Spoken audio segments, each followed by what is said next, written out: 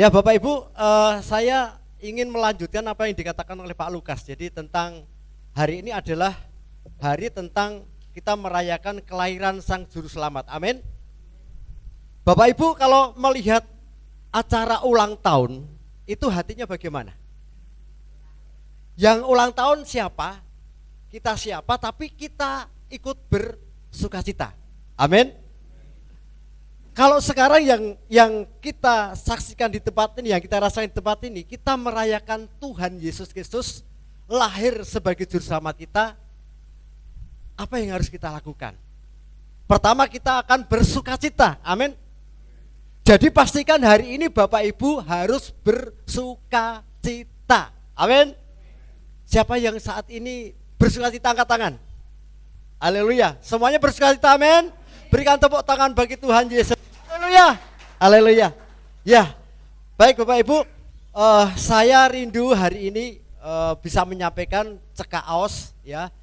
Dan kita akan melihat banyak gereja, banyak orang Kristen merayakan Natal setelah ibadah selesai sampai di rumah sudah. Karena setiap tahun dirayakan begini. Yang namanya Natal itu ada nyanyian seperti "Hai mari berimpun, mari bersorak-sorai dari pulau dan benua", tapi setelah itu selesai. Nah, hari ini saya akan menyampaikan suatu hal yang luar biasa bagi kita semua. Jadi kita ini bukan hanya nanti menjadi penonton di hari ulang tahun, tetapi kita ini akan dipakai Tuhan secara luar biasa. Siapa yang dipakai Tuhan luar biasa, angkat tangan kita. Haleluya. Benar semua mau dipakai? Mau dipakai benar? Katakan amin. 1, 2, 3. Amin. Haleluya. Haleluya. Baik, kita masuk ke pembahasan Bapak Ibu. Coba kita lihat dari Lukas 1. Bukan Pak Lukas ya ini ya. Injil Lukas 1. Kita ambil dari ayat yang ke 26 ya, 26 sampai dengan 38. Ya. Lukas 1.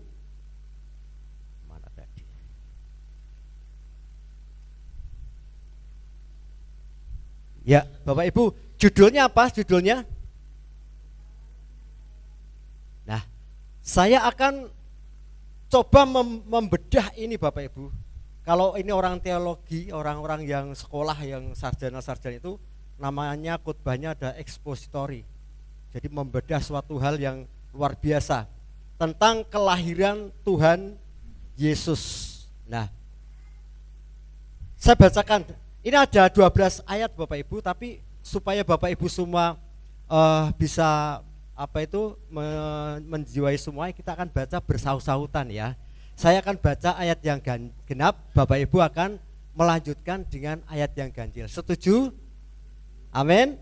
Jadi semua belajar ya, semua belajar supaya hari ini apa? Ketika kita itu keluar dan pulang dari tempat ini, kita akan menerima anugerahnya. Tidak hanya di tempat ini, setelah ini selesai. Ya. Haleluya. Ayat yang ke-26. 26 dikatakan, dalam bulan yang ke-6 Allah menyuruh malaikat Gabriel pergi ke sebuah kota di Galilea bernama Nazaret. Monggo.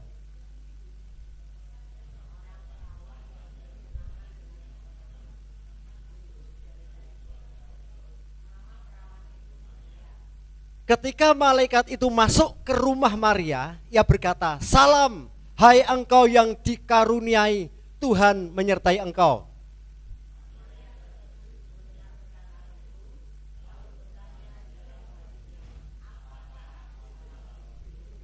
Kata malaikat itu kepadanya, "Jangan takut, hai Maria, sebab engkau beroleh kasih karunia di hadapan Allah." Monggo.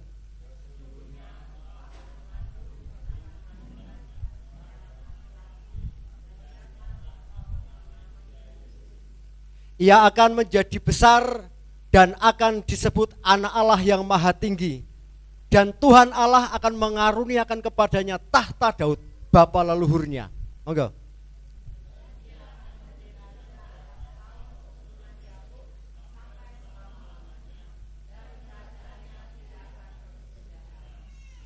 Kata Maria kepada malaikat itu, "Bagaimana hal itu mungkin terjadi? karena aku belum bersuami.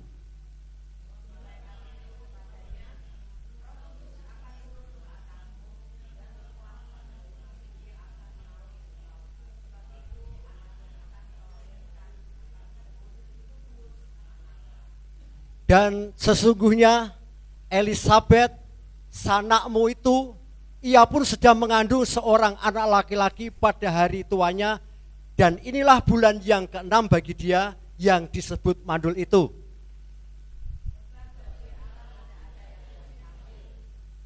Kata Maria, sesungguhnya aku ini adalah hamba Tuhan, jadilah padaku menurut perkataanmu itu. Lalu malaikat meninggalkan dia. Amin Bapak Ibu. Haleluya. Jadi kalau tadi bercerita tentang suatu kelahiran, tapi saya akan coba mengupas tentang proses bagaimana Maria itu melahirkan. Ini jarang diungkap Bapak Ibu. Jadi banyak gereja masih di sini ada Maria, ada anak yang di palungan, kemudian dramanya Yusuf bergandeng tangan dengan Maria gitu ya. Lalu pergi ke situ memerankan sebagai Yusuf dan Maria. Tapi Bapak Ibu, coba ayat yang ke-26. Coba yang ayat yang ke-26. Ikuti saya ya. Saya enggak usah membaca sana aja. Jadi, nah, pada saat itu bulan ke-6 Bapak Ibu, dikatakan tahun awal Masehi atau tapi saya percaya itu awal Masehi. Bulan ke-6.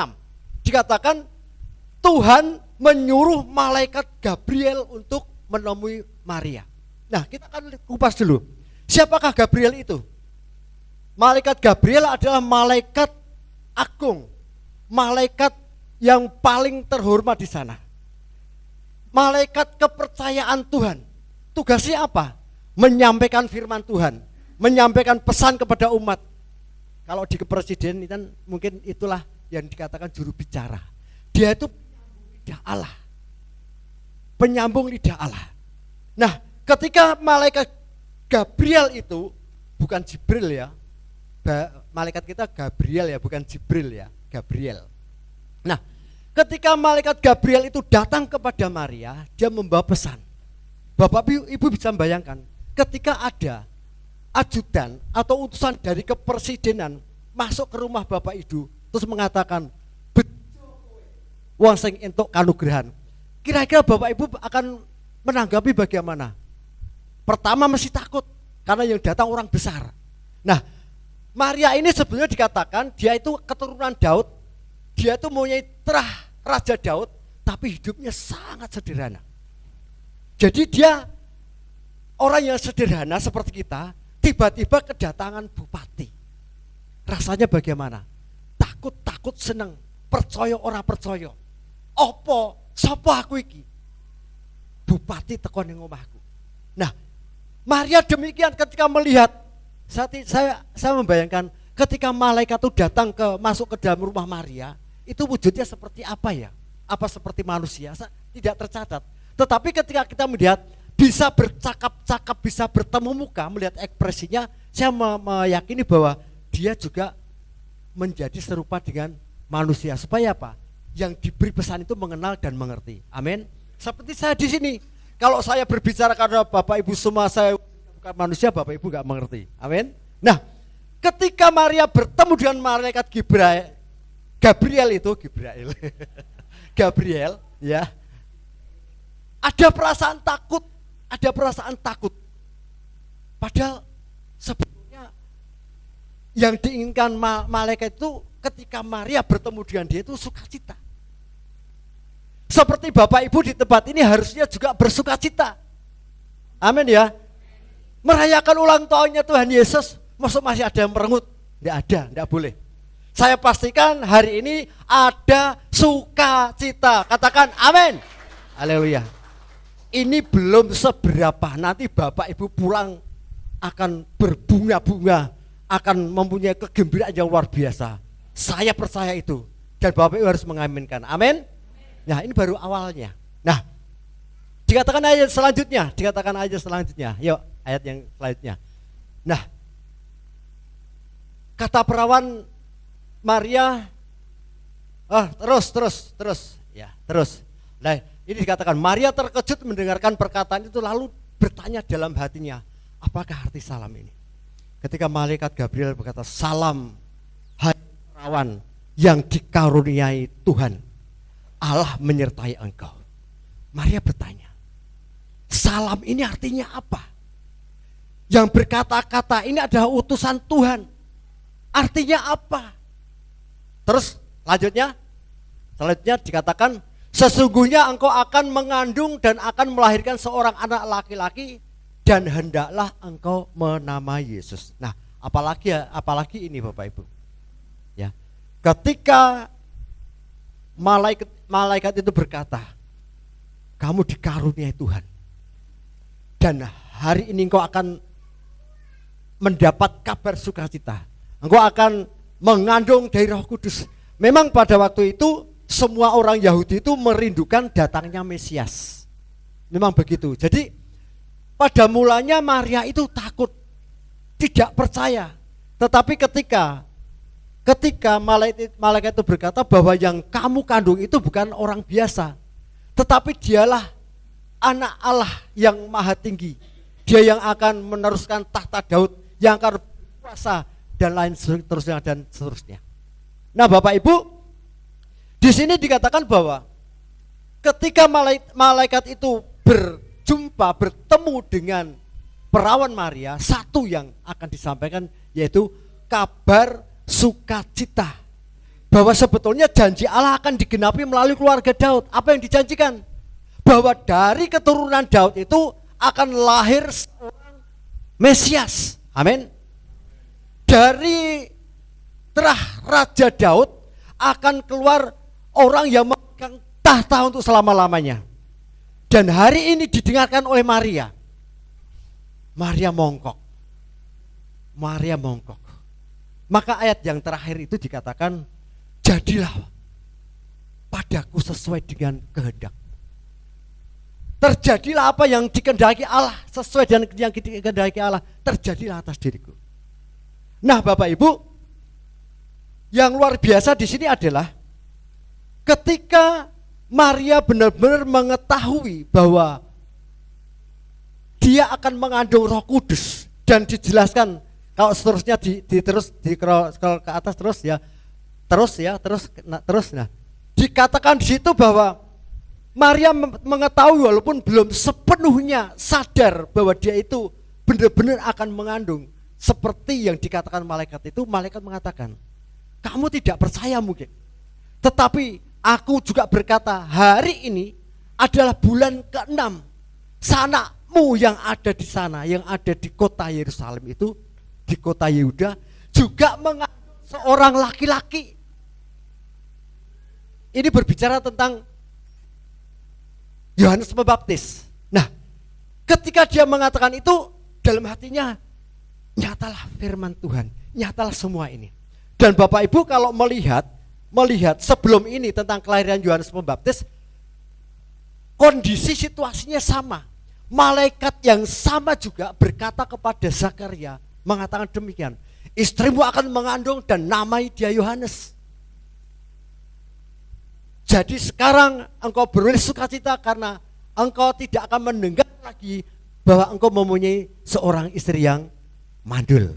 Amin Bapak Ibu. Nah, ketika itu beberapa hari kemudian, ini versi sehari-hari yang dapat saya sampaikan. Ketika Maria mendengar semuanya itu, dia ingin membuktikan apakah yang dikatakan oleh malaikat Gabriel itu benar.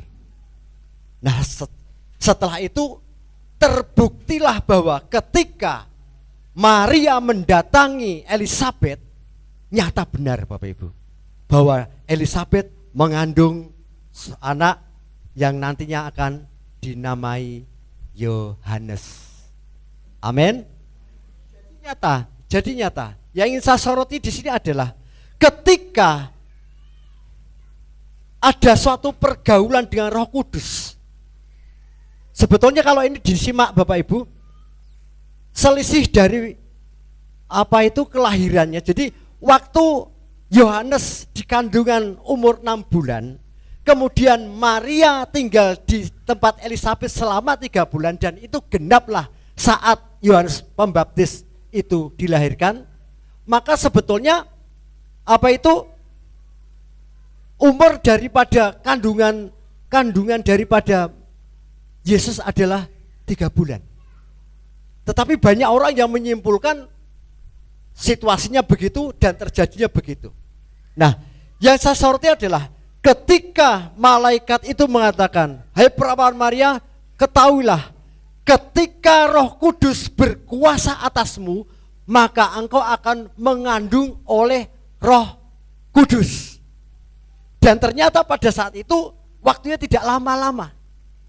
Karena perjalanan Maria membuktikan ke tempatnya Elisabeth itu hanya 4 hari kalau perjalanan. Dari Nazaret sampai kepada kota Yehua itu sekitar 150 kilo. Kalau berjalan biasa bersama dengan menunggang keledai, mungkin 4 hari baru sampai.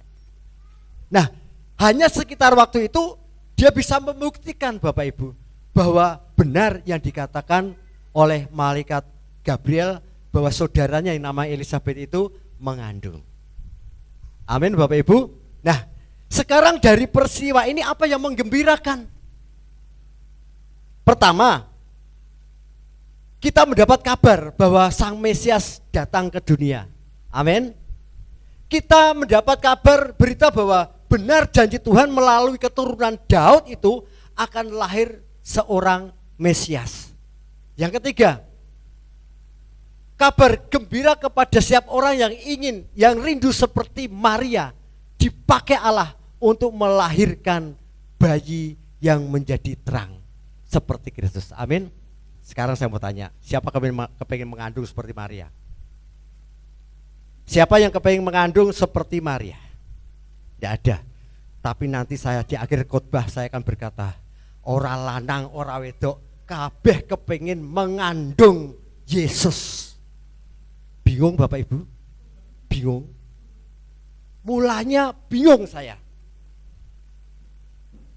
Pagi sekitar jam 3 saya baru menemukan konsep ini. Ternyata Bapak Ibu, makna Natal ini langsung saya aplikasikan kepada kehidupan kita. Jadi kalau saya menyampaikan firman itu bukan hanya sekedar pengetahuan. Kalau pengetahuan tentang kelahiran Yesus Bapak Ibu baca di Matius, baca di Lukas itu semuanya ada. Seperti tadi di Pak Lukas mengatakan di Matius ada. Tetapi ketika kita membaca ini, apa yang menjadi pengaruh dalam hidup kita? Apa yang harus kita lakukan? Apa maknanya? Apa artinya bagi kita seperti Maria? Apakah arti semua ini? Bapak Ibu bisa bayangkan ketika membaca kelahiran Yesus apa yang didapat? Kan sama seperti Bapak Ibu menghadiri pesta ulang tahun anaknya Pak Lukas. Setelah datang, sukacita, tepuk tangan, udah dadah, sudah selesai. Karena itu tidak membawa makna. Tetapi hari ini Bapak Ibu, saya akan sampaikan suatu maknanya. Kenapa harus menjiwai, harus mengerti makna daripada kelahiran Tuhan Yesus. Haleluya. Nah, saya tadi bertanya pada Bapak Ibu semua, siapa yang kepingin mengandung seperti Maria mengandung bayi Yesus? Saat ini belum ada satupun yang angkat tangan. Tadi saya katakan, saya ulangi, ketika saya mendapat pewahyuan ini saya juga bingung. Tuhan, masa wong lanang juga harus mengandung Yesus? Bingung Bapak Ibu? Bingung tidak? Nah, saya percepat supaya ini setelah ini kita akan ada sesuatu yang lain. Saya percepat. Jadi saya mengaplikasikan firman itu, Maria Yesus. Maria perawan suci tanpa noda, artinya dia perawan yang tidak bercela, dipakai Tuhan. Maria manusia biasa melahirkan Yesus. Yesus itu siapa Bapak Ibu? Yesus siapa? Juru selamat. Cek ya, haleluya. Ini mulai tenanan ini saya menyampaikan. Ya, haleluya. Ya, ini Bapak Ibu harus memahami sebenarnya. Maria itu adalah ibu Yesus. Amin. Maria itu wanita biasa, manusia biasa. Amin. Oke. Kemudian Yesus itu siapa? Tuhan. Ketika Tuhan menjadi manusia, itu prosesnya dari firman menjadi manusia. Artinya Yesus adalah firman.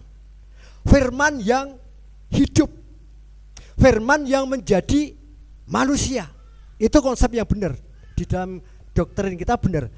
Tuhan adalah firman. Firman menjadi daging, menjadi manusia. Itulah Yesus.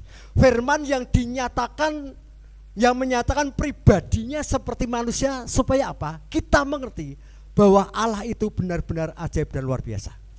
Amin. Jadi kita garis bawahi, Maria melahirkan Yesus. Maria sama dengan kita karena manusia biasa. Maria mengandung Roh Kudus. Roh Kudus itu firman. Nah, sekarang artinya gini. Bapak Ibu kepingin melahirkan juru selamat terang dunia, tidak. Yesus itu siapa? Satu, kebenaran, kehidupan, kekekalan. Yesus itu segala-galanya. Kalau ini berkata bangkit menjadi teranglah. Yesus itu adalah terang. Jadi ketika Maria mengandung Yesus dan Yesus lahir, pengaruhnya apa? Dunia ini yang gelap menjadi terang. Dunia ini yang penuh dengan dosa dijadikan kudus. Dunia ini yang penuh dengan kejahatan, yang tidak mengerti kebenaran, melalui Yesus dunia mengenal kebenaran. Artinya Yesus itu menjadi dampak pengaruh bagi dunia ini. Maka dikatakan dalam Yesaya kepada kita, bangkit dan menjadi teranglah. Nah, yang saya katakan mengandung Yesus bukan berarti mengandung secara fisik. Tetapi ketika kita hidup di dalam Roh Kudus turun atas kita, berkuasa atas kita. Roh Kudus masuk menjadi satu dengan bagian kita, lalu melalui perbuatan kita yang dikendalikan, yang didasari oleh kebenaran firman Tuhan, maka lahirlah kebenaran, lahirlah keselamatan, lahirlah pertobatan, lahirlah terang melalui kehidupan kita. Karena apa? Kita mengandung firman Allah yang kita lahirkan. Kalau dahulu belum ada zaman Roh Kudus, maka Yesus yang dilahirkan. Tetapi sekarang zaman Roh Kudus, ketika kita itu Roh Kudus berkuasa atas kita, kita mengandung di dalam Roh Kudus, kita melahirkan Roh Kudus yang berwujud kebenaran. Karena Roh Kudus itu apa? Mengajarkan tentang kebenaran, mengajarkan setiap orang itu datang kepada Tuhan, membuat orang itu insaf, sadar akan dosa-dosanya. Sekarang saya bertanya, kalau Bapak Ibu bertemu dengan Roh Kudus dan Roh Kudus berkata, aku ingin bersama-sama dengan engkau dan engkau akan mengandung di dalam aku, kira-kira Bapak Ibu mau enggak? Katanya enggak mau mengandung. Jadi maknanya ketika kita sekarang ini hidup bersama dengan Roh Kudus, Roh Kudus masuk menguasai kita, kita mengandung. Roh Kudus itu akan lahir sesuai dengan kebutuhan dunia ini. Ketika kita mempunyai kekuatan di dalam Roh Kudus, ketika kita menghadapi orang yang sakit, sekarang dalam nama Yesus kuasa Roh Kudus mengalir, melahirkan kesembuhan. Kesembuhan itu terjadi. Amin Bapak Ibu. Segala perkara itu bukan kita yang melakukan, tetapi apa yang kita lahirkan, yaitu Roh Kudus yang akan menyelesaikan semua permasalahan itu. Amin. Nah, intinya adalah setiap orang Kristen harus berani mengandung seperti Maria. Makanya saya tadi rada aneh, masa laki-laki ngandung. Saya juga waktu mengilhami ini, masa Tuhan laki-laki mengandung. Tadi malam, karena saya menyampaikan pohon ini baru kemarin siang Pak Lukas siang. Harusnya ini Pak Erastus, tapi nggak bisa. Akhirnya saya tackle sama Pak Lukas. Saya cuma Pak Lukas yang Yusuf, saya yang Marianya. Waktu saya belajar saya di pewahyuan ini, dapat pewahyuan. Dan ini belum pernah Bapak Ibu dengarkan di mana saja, karena pewahyuan. Jadi Bapak Ibu sekarang bisa menjadi seperti Maria yang mengandung Roh Kudus, yang mengandung firman Tuhan. Melalui Bapak Ibu bisa melahirkan kebenaran, melahirkan keselamatan, melahirkan pertobatan, bahkan bisa melahirkan kesembuhan dan kasih karunia. Ada amin? Amin. Sekarang mengerti? Angkat tangan, tepuk tangan bagi Tuhan Allah kita. Haleluya. Luar biasa. Jadi maknanya adalah ketika kita itu membaca firman Tuhan, kita harus bisa mengaplikasikan ke dalam kehidupan kita. Bukan hanya sekedar membaca, mengerti seperti membaca novel, membaca Kopeng Ho, ngerti ceritanya toh tapi tidak mengalami apa-apa. Tapi sekarang ini Bapak Ibu, ketika Bapak Ibu bergaul dengan Roh Kudus, menjadikan Roh Kudus itu hidup, menjadikan Roh Kudus itu ada di dalam berkuasa atas kita, maka apa yang kita lihat ada perbuatan Yesus, perbuatan Roh, perbuatan firman yang mengerjakan melalui kita. Karena itu kita diberi nama, kita yang membawa kasih karunia. Maka terjadi seperti dikatakan Maria, jadilah padaku apa yang kau kehendaki Tuhan, bukan kehendakku. Kalau hari ini kita bisa dijadikan alatnya untuk menyembuhkan orang, bukan kita yang menyembuhkan, Roh Kudus yang menyembuhkan melalui kita. Amin. Kalau hari ini ada orang-orang yang diselamatkan, bukan kita, tapi Roh Kudus yang ada di dalam kita yang lahir menjadi pemertobat, menjadi kekuatan yang bisa membuat orang bertobat percaya pada Yesus. Itu juga bukan karena kita, tapi Roh Kudus. Amin. Itu maknanya Bapak Ibu. Dan saya puji Tuhan hari ini saya menyampaikan apa yang belum pernah saya dengar. Sepanjang hidup ini saya belum pernah mendengar bahwa kita itu harus berani mengandung seperti Maria, melahirkan roh yang menjadi lahir dengan wujud kebenaran, keselamatan, keadilan, kekuatan, dan damai sejahtera. Bapak Ibu bisa bayangkan ketika kita semuanya dari sini keluar di sana menjadi seperti Yesus. Ya. Gambaran yang dulu menjadi seperti Yesus, tapi sekarang gambarannya adalah ketika kita keluar, kita mengecap, merasakan kebenaran firman hari dan Bapak Ibu keluar dari tempat ini dan Bapak Ibu menyampaikan kebenaran, karena di dalam ini ada kebenaran, ada hidup, ada jalan keselamatan. Maka akan keluar melalui Bapak Ibu menjadikan orang yang saat ini ada jalan yang sesat kembali kepada Tuhan, yang saat ini sedang berusaha mengenal kebenaran, yang saat ini lagi bersedih hati, Bapak